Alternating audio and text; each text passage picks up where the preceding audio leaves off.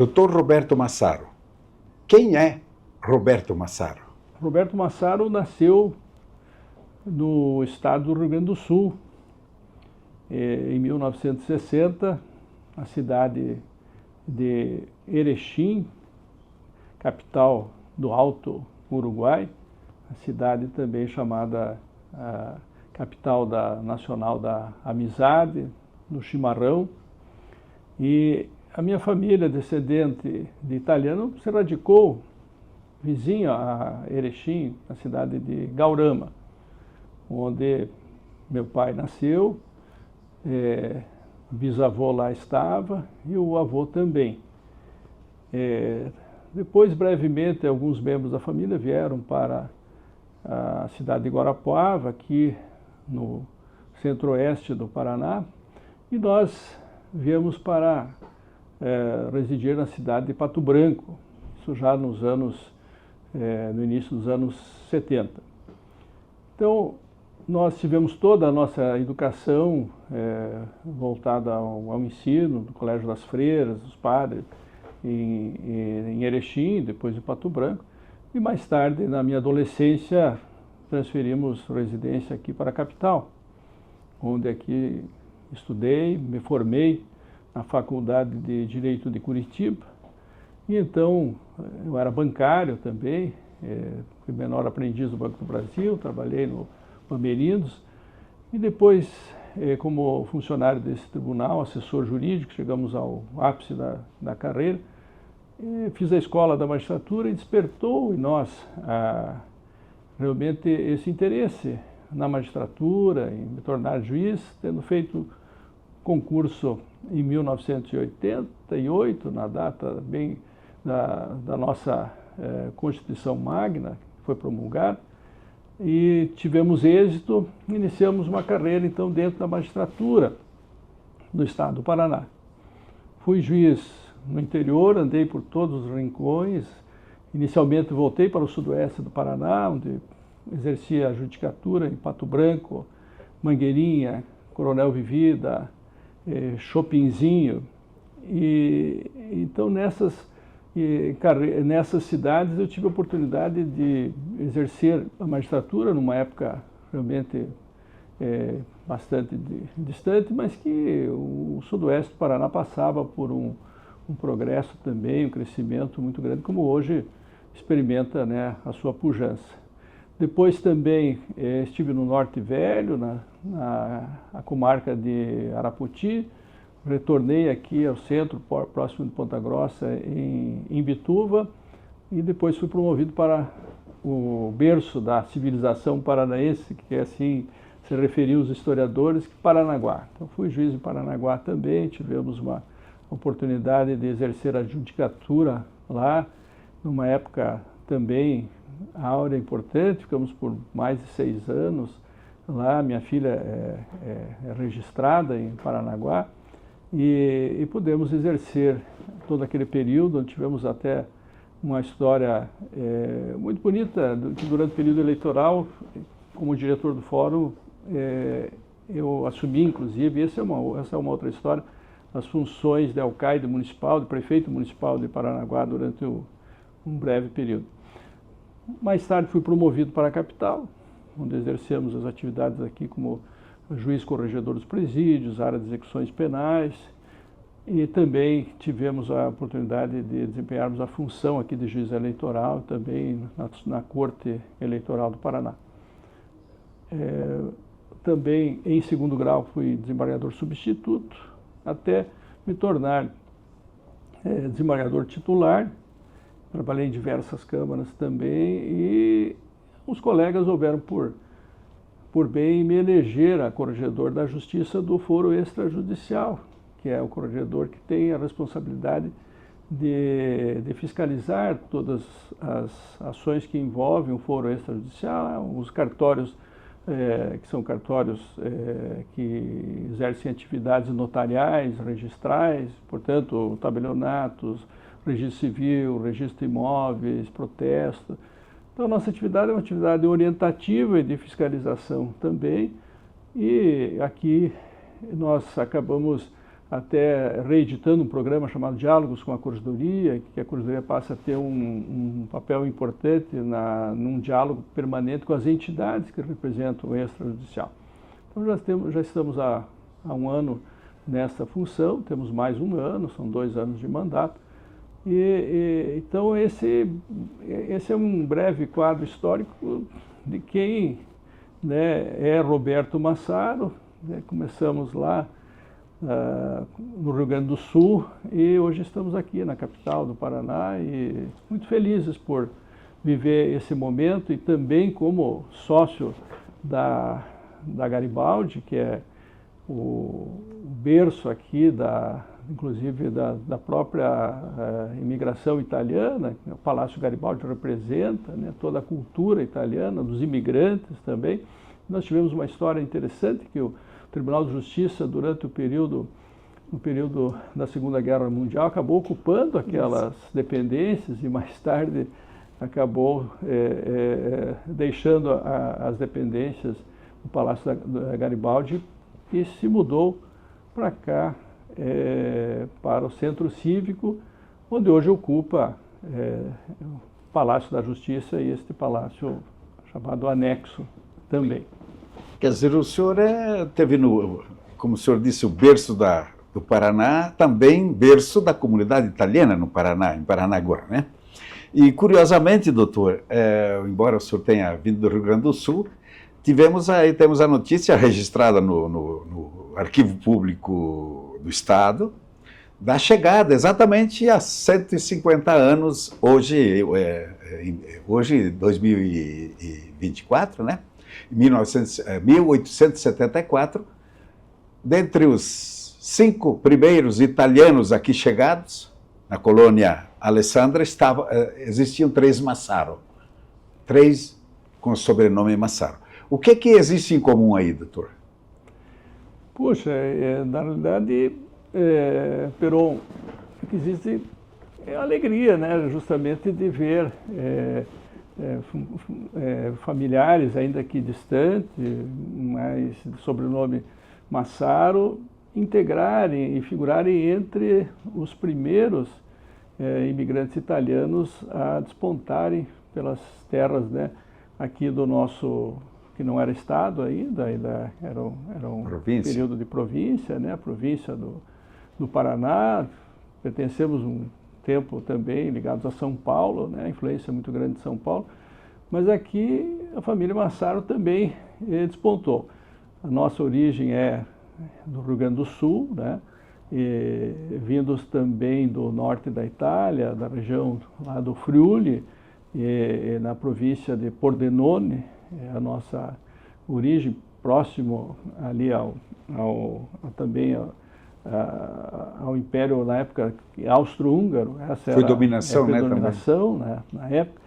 Mas, assim, nos causa uma alegria. Nós tivemos conhecimento, está registrado no Arquivo Público do Paraná, há esse registro das famílias que primeiro chegaram aqui, de italianos. Se encontram 3 representantes da grande família Massaro, né, que tem representantes nas várias áreas lá das regiões da Itália, existem representantes, né, Massaro.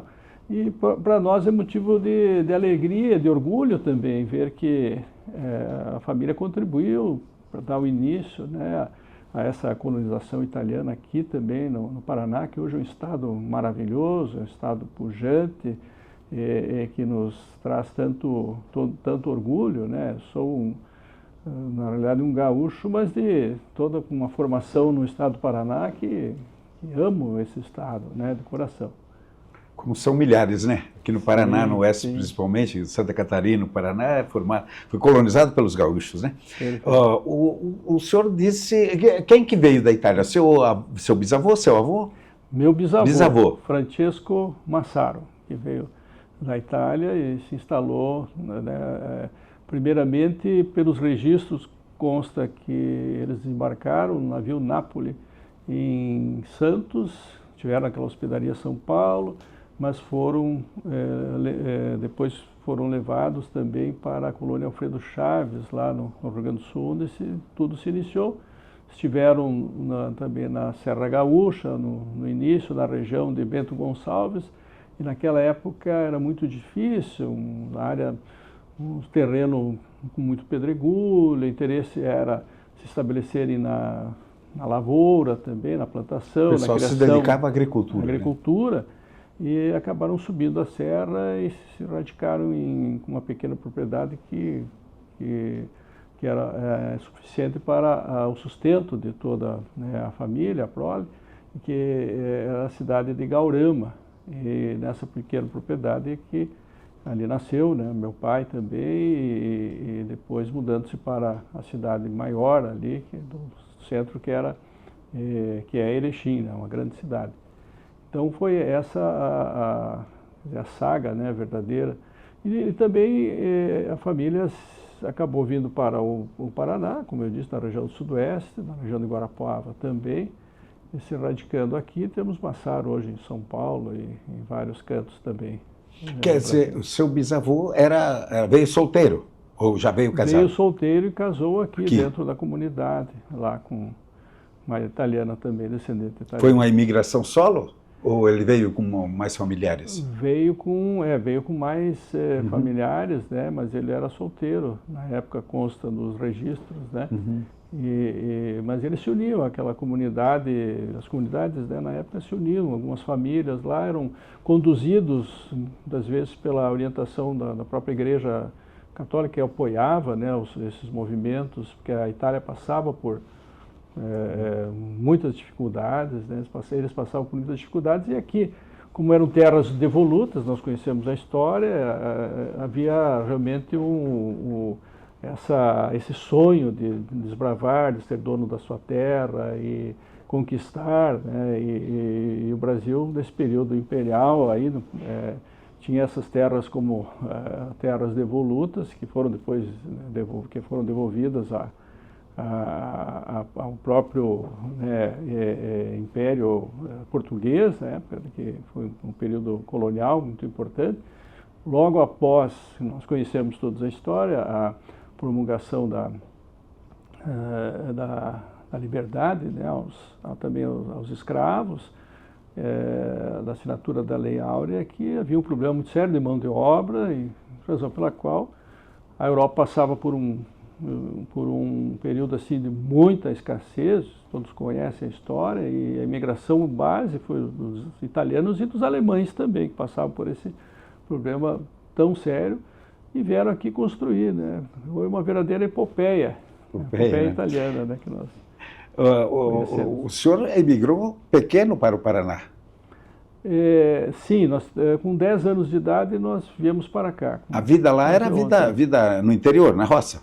Não, na capital. Nós morávamos lá na capital. Nasci em Erechim. Já não se dedicava mais à agricultura? Não, os familiares não se dedicaram assim a um comércio, né, local e tal. Já era uma outra fase, né? Era uma outra fase. Pois é, eu ia perguntar como é que foi o reencontro seu com a Itália?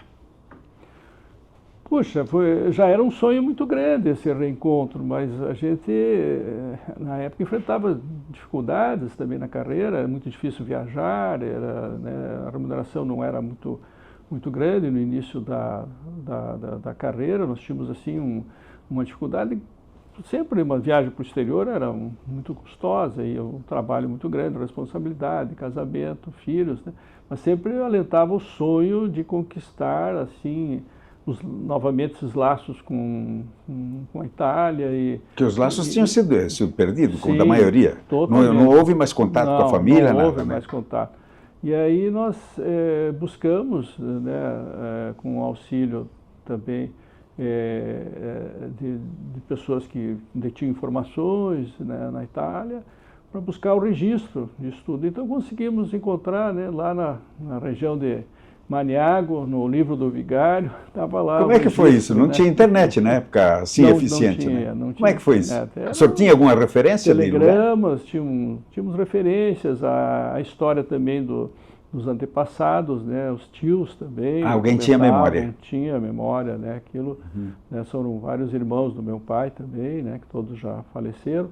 Mas, assim, nós tínhamos aquela memória e daí conseguimos encontrar toda a documentação e daí buscamos junto ao governo italiano e a própria via consulado, né, o reconhecimento da cidadania e tivemos êxito, pudemos transmitir aos filhos, né, para que se haja também uma oportunidade e a história da família seja ali preservada, né. Isso já faz alguns anos. Faz alguns anos, em 2007 nós conseguimos. Mas já tinha fila, né? No 2007 já tinha fila. Uma fila longa. Pois é, e o senhor voltou, então voltou para a Itália. Já esteve lá no lugarzinho de origem? Já... Nós estivemos na Itália diversas vezes, tive a oportunidade de até fazer um curso na Universidade de Camerino, que a cidade de Camerino é uma cidade medieval, no final dos Alpeninos, a 4 horas mais ou menos de veículo de Roma, e Camerino ela é uma cidade praticamente que depois foi muito atingida pelos terremotos que houveram, né? Mas nós tivemos a oportunidade de fazer um convênio com a universidade lá, de fazer uma extensão de estudos, visitar a Suprema Corte também. E é uma universidade, a Universidade de Camerino ela foi fundada em 1336. Então a cidade é uma cidade que era refúgio, inclusive, dos papas, né, da época. Então, o senhor já era formado aqui em Direito? Sim, já éramos formados, já era juiz. Já era juiz.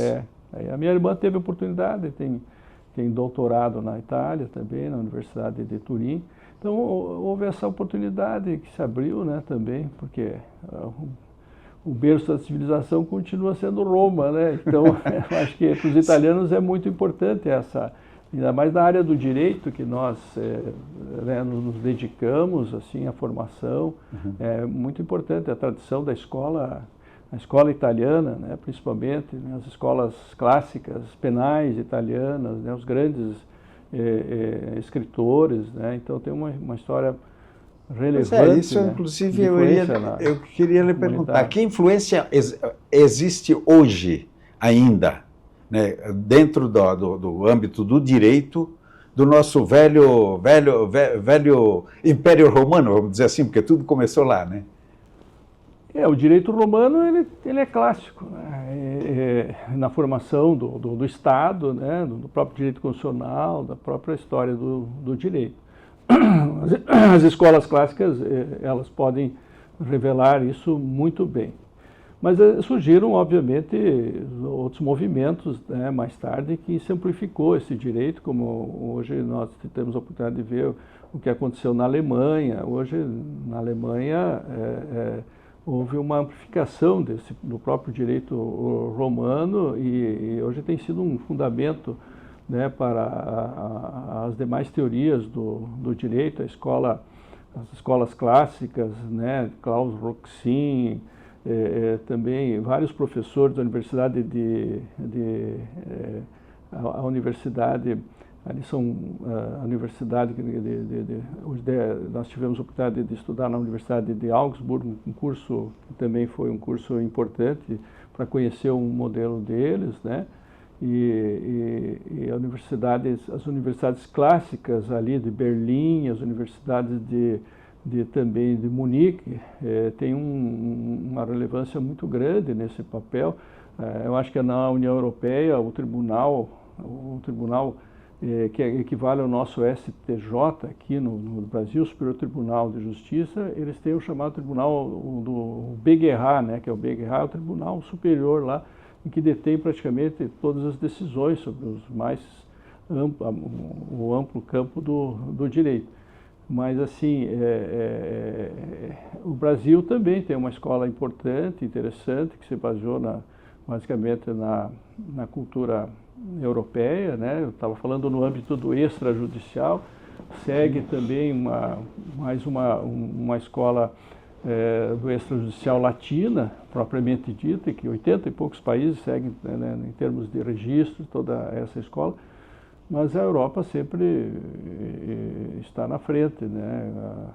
Tanto as escolas clássicas, as universidades italianas e as universidades alemãs, elas detêm uma importância muito grande na formação, né, no campo do direito, como também a Espanha tem. Portugal hoje é um centro muito importante, né, tanto Lisboa como Coimbra, é um centro muito importante, é uma referência para os brasileiros, né, também. Então essa formação das escolas europeias são fundamentais para o desenvolvimento aqui, e nós estamos mais atrelados a eles do que os americanos propriamente dito. Voltemos à Itália, doutor. O senhor já esteve na Itália diversas vezes, como o senhor disse, inclusive fazendo cursos e tal, mas na questão familiar, houve um reatamento de famílias? Não encontramos mais os laços que realmente os laços eles se perderam no tempo, né? Então é muito difícil essa... Não existe mais Massaro lá?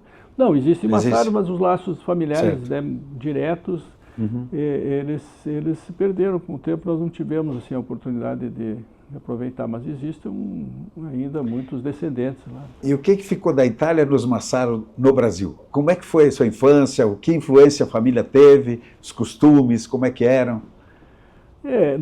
Bom, eu me criei... Se mangiava la polenta ou não se... Como é que é? Sim, a polenta, né, o costume, a música também, a alegria, a reunião, né, familiar, sempre ao redor da mesa. Então, costume eminentemente italiano, né? E enquanto nós vivemos lá no Rio Grande, sempre prevaleceu isso. Depois da vinda para o Paraná, houve uma dispersão, né, das famílias também, algumas famílias foram para outras regiões, né? E daí realmente a gente se perdeu, mas ainda temos contato com muitos primos, né, que moram lá em Porto Alegre, agora atualmente em Porto Alegre e na região. Mas essa convivência é importante, a gente lembra muito da Serra Gaúcha, dessa cultura, das festas populares, né, enfim, da forma como os italianos sabem, né, viver a vida, ajuda comunitária. Música, ajuda comunitária, auxílio. Meu pai já é falecido há muitos anos, tocava acordeon, então nós lembrávamos muito das músicas, né, tinha essa facilidade. Então isso tudo faz parte da nossa memória, da nossa infância, e nós levamos isso com muito carinho, né, dentro do coração. Eu queria lhe perguntar, por exemplo, algumas coisas. O que o senhor acha? A sua opinião sobre essa busca, que muitos dizem desenfreada e exagerada, pela cidadania italiana que hoje se verifica no Brasil? Bom, Peron, eu vejo, em primeiro lugar, que é o direito, né? Direito pelo próprio sangue, pela descendência. Então, os direitos, eles devem ser realmente, né, preservados, devem ser realmente perseguidos até que se consiga os propósitos, né, que o cidadão descendente queira, né, encontrar. Mas, na realidade, o interesse, muitas vezes, de muita gente é justamente a possibilidade de poder estudar no primeiro mundo, ter melhores condições lá, de poder aprimorar os seus conhecimentos das mais diversas áreas, né, da cultura. Tanto a gente sabe que a universidade também de arquitetura, né, tanto em Milão como assim alvo de muita busca, né, por parte daqueles que querem progredir na sua carreira, as demais ciências, né, em geral. Mas a possibilidade, acima de tudo, de poderem, né, trabalhar, ter uma nova chance, uma oportunidade lá fora. Acho que isso é importante também para muitos descendentes que buscam isso, a possibilidade de entrarem nos Estados Unidos também, né, apenas com a comunicação do ESTA, sem a necessidade de terem que buscar uma verdadeira autorização, como é o visto, né, americano, possibilidade de trabalharem lá. Eu acho que hoje o mundo se revelou, né, com toda essa facilidade de transporte, de locomoção. O universo ele realmente se aproximou com tudo isso, né? Agora volta a se aproximar ainda mais com a tecnologia, né, que está aí presente, né, na vida não só do brasileiro, como na vida de todo mundo, né? Então, acho que é válido, né, a busca, é importante, possibilita também uma chance aos filhos de que possam estudar lá fora, né, terem condições de estudarem, né?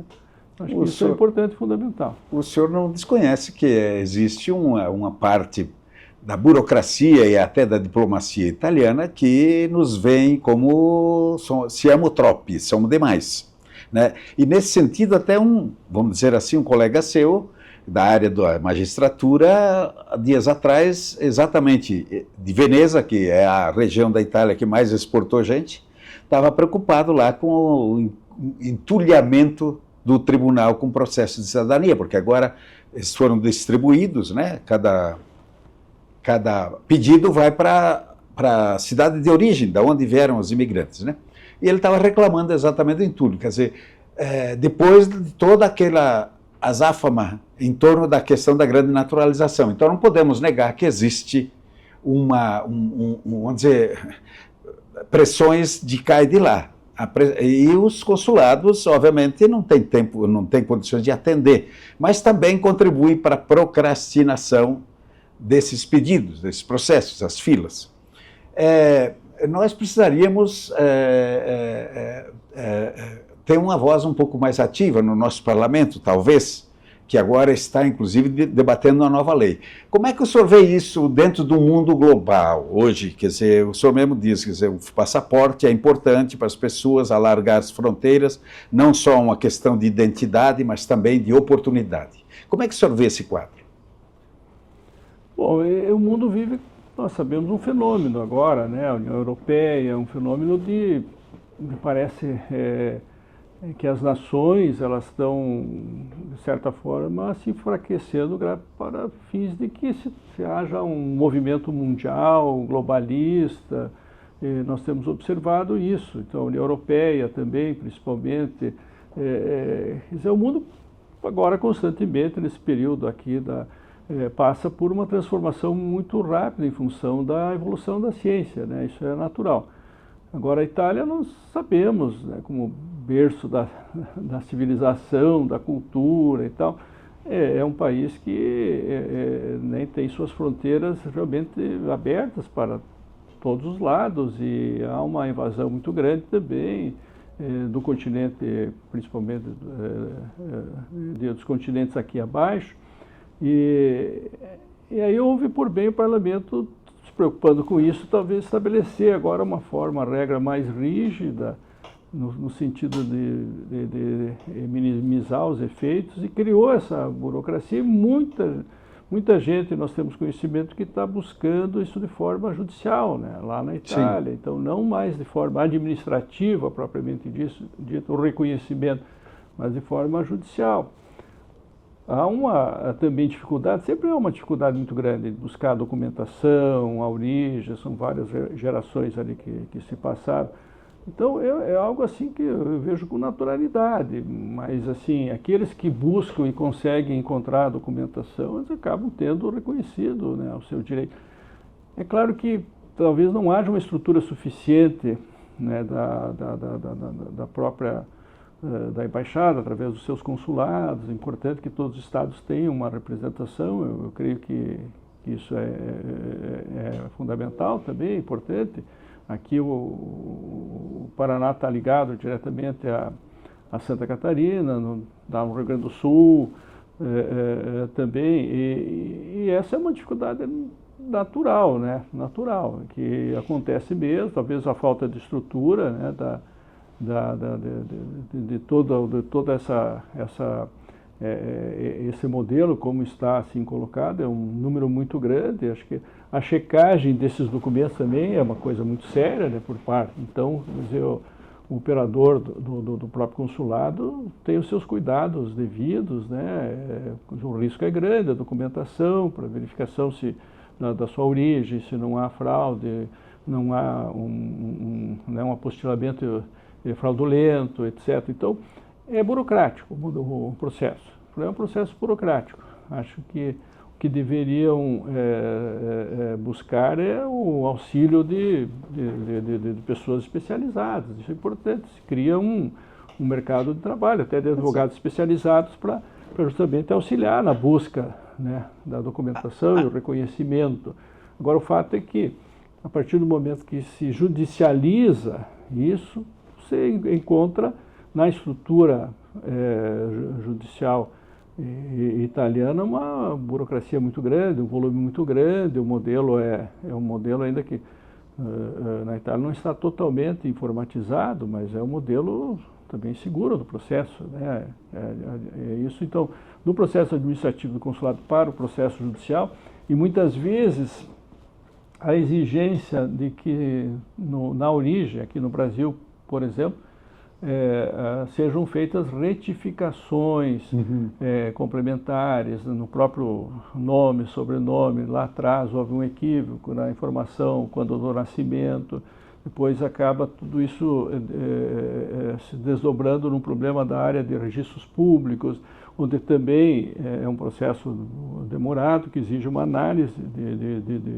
também de peritos, de servidores, e até o Ministério Público participa desse processo, né? E a Justiça, através das varas de registros públicos, que faz essas correções também. Então, isso acontecia muito, esses equívocos lá, às vezes, uma informação, do nascimento e tal.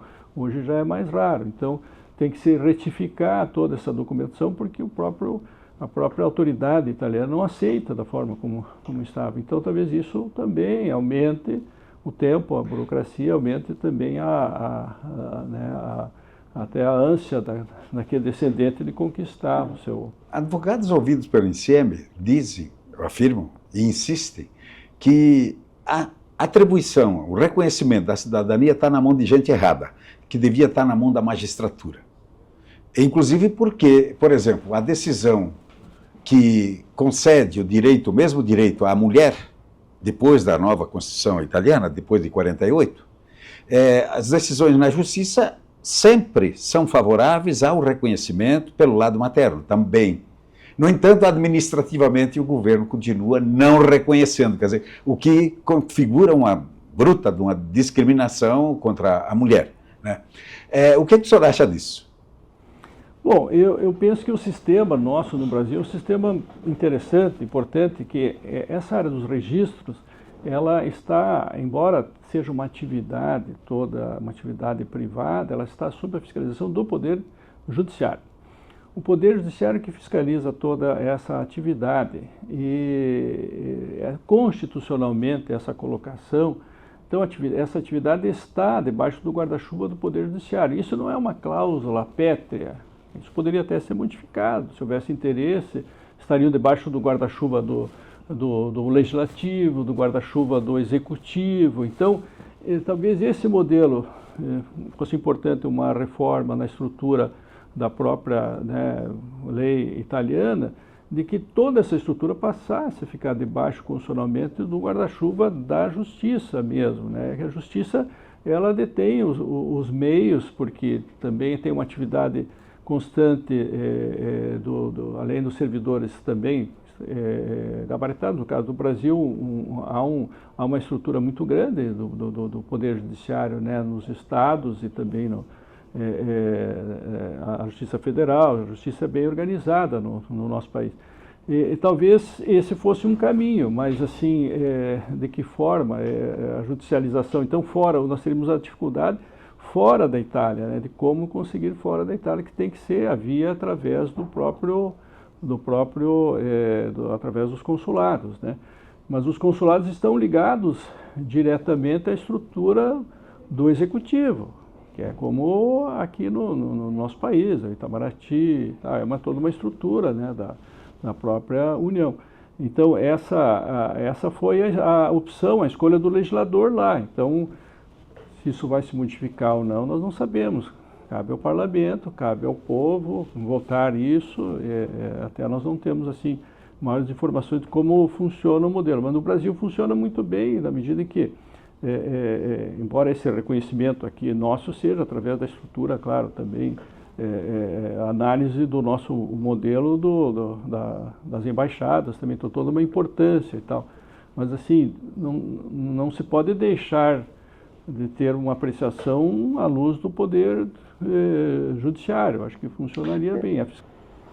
Doutor Massaro, é uma questão que talvez tenha muito a ver com as suas funções públicas desempenhadas atualmente. Há um conflito, vamos dizer assim, ou uma falta de entrosamento entre o sistema brasileiro e o italiano na área registral. Por exemplo, a tal ponto de que na Itália algumas assinaturas, por exemplo, feitas de forma digital e apostiladas e tudo, sendo rejeitadas. Há casos nesse campo. Como é que poderíamos afinar essa viola? Quer dizer, o sistema italiano com o brasileiro para eliminar essas dúvidas, inclusive problema de segurança documental, né? Bom, Peron, na realidade toda a estrutura do chamado extrajudicial envolve os cartórios, né, tanto registrais como também atividade notarial. Ela é baseada justamente na publicidade dos seus atos, ou seja, os atos são todos públicos e todos esses atos eles são praticados no sentido de conceder segurança jurídica a todos os registros que ocorrem. Então, a publicidade traz segurança jurídica. Então, é uma atividade que no Brasil ela é muito bem regulamentada, como eu disse, está na Constituição e muito bem fiscalizada pelo poder público, que é o Poder Judiciário, embora seja uma atividade de natureza ainda privada, mas fiscalizada pelo poder público. Ela tem já o nascedouro lá no período imperial. Os registros são fundamentais para garantir a segurança dos negócios também, né, jurídicos todos. E nós vemos a história mesmo da humanidade, ela foi construída através também dos registros. Lá na Mesopotâmia já se encontrava os registros feitos em pedra para garantir a propriedade daquele que detinha, né, o patrimônio. Então, é uma atividade muito importante. No Brasil, muito organizada. Como eu disse, está sob a tutela, né, debaixo do guarda-chuva do Poder Judiciário, essa fiscalização. Então, muita coisa leva a uma desburocratização, na medida em que se leva para o âmbito do extrajudicial, né? Então, a desjudicialização é um passo importante na vida brasileira. Já disse o nosso ministro Barroso, até numa entrevista, que é o nosso presidente da Suprema Corte, do Conselho Nacional de Justiça, na revista Cartório Contemporâneo, ele fala dessa necessidade de desburocratizar, de desjudicializar a vida brasileira, que estava realmente enfrentando, né, uma forte judicialização de todos os atos, né? E a Itália talvez enfrente isso também, talvez não seja o caminho, tudo que será levado para o âmbito judicial, porque acaba realmente fazendo com que o sistema entre em colapso e não tenha condições, um número suficiente de juízes, servidores, funcionários para analisar tudo isso. Então, o extra é muito importante. No Brasil está acontecendo isso, a desjudicialização. Nós temos estudado, estamos num processo também aqui, num projeto piloto, para verificar nesse aspecto formas que podem ser encontradas no sentido de desjudicializar a vida, né, brasileira também, a forma também de levar as conciliações no âmbito dos cartórios do extrajudicial. Os tabelionatos têm condições de fazer conciliações nesse âmbito, na chamada conciliação do extrajudicial, e para que isso realmente haja um encurtamento do caminho, que é muito longo, o caminho que se trava dentro do aspecto judicial, né, porque a necessidade de ampla defesa, debates, procedimentos, e sempre é melhor se chegar a um bom termo, a um acordo. Então, isso realmente eu creio que é importante, talvez esse caminho que a Itália tente buscar, né, o governo italiano, caberá ao governo italiano também, ao próprio parlamento, dar esse direcionamento. O fato é que as entidades burocráticas administrativas não conseguem mais atender todas as demandas num tempo que seja razoável, né? E isso é muito difícil. Então, O Brasil utiliza um modelo nesse âmbito do extrajudicial, o chamado o método latino, e isso tem funcionado muito bem. E muitos países, tem mais de 80 países no mundo que utilizam esse que, inclusive, hoje estamos quase tudo digitalizado, é tudo, né? E daí, com isso, também há um avanço muito grande na chamada, né, no direito digital. Os cartórios estão, nem todos ainda conseguiram estar também integrando esse modelo, né, do cartório digital, mas já é uma opção, já há um estudo, existem vários modelos, né, hoje que se possibilita de longe você lavrar uma escritura estando em outro estado da federação, desde que esteja devidamente cadastrado, que haja um cartório devidamente, um cartório digital. Há essa possibilidade dentro do modelo brasileiro. É importante, claro que os sistemas têm que terem mecanismos de controle para se evitar, obviamente, a fraude, né? Porque nós já vimos que estamos vivendo numa sociedade que está totalmente digital, mas o número de fraudes ainda é muito alto, é muito grande. Então, esses mecanismos precisam ser, né? Há um desenvolvimento de sistemas importante nessa área também, e que permanentemente se está em aperfeiçoamento e tem funcionado muito através hoje no estágio talvez com maior segurança do que o sistema convencional, analógico, não? O sistema analógico ele também é muito seguro, né? No âmbito, né, um sistema tradicional. Mas assim, o tempo urge, requer também uma solução mais rápida, ou que se encontre a lavratura dos atos rapidamente ou à distância. Mas para isso existem mecanismos, controles e métodos e sistemas que no âmbito do extrajudicial, através das suas entidades, são desenvolvidos. Aqueles mecanismos de tecnologia da informação são devidamente verificados pela fiscalização do Poder Judiciário, autorizados, né? Então, isso leva a crer que possa haver um avanço nesse sentido, se o modelo italiano também seguir essa... Nós já falávamos até num evento que nós tivemos lá, numa discussão na Universidade Camerino, em que o Brasil era praticamente precursor no âmbito do chamado processo digital no âmbito judicial. E hoje nós observamos que está totalmente digitalizado o modelo. Isso trouxe um avanço muito grande para a Justiça. A Justiça do Paraná é 100% judicializada os seus processos. Isso faz com que haja celeridade, não haja mais aquelas demoras que havia antigamente em relação aos processos físicos. Isso está tudo... E aí é uma surpresa muito grande dos professores, até italianos, no sentido de dizer que o Brasil, nesse ponto, foi precursor do processo digital, eletrônico. E hoje é uma realidade, né? O número de julgamentos assim, é muito grande, aumenta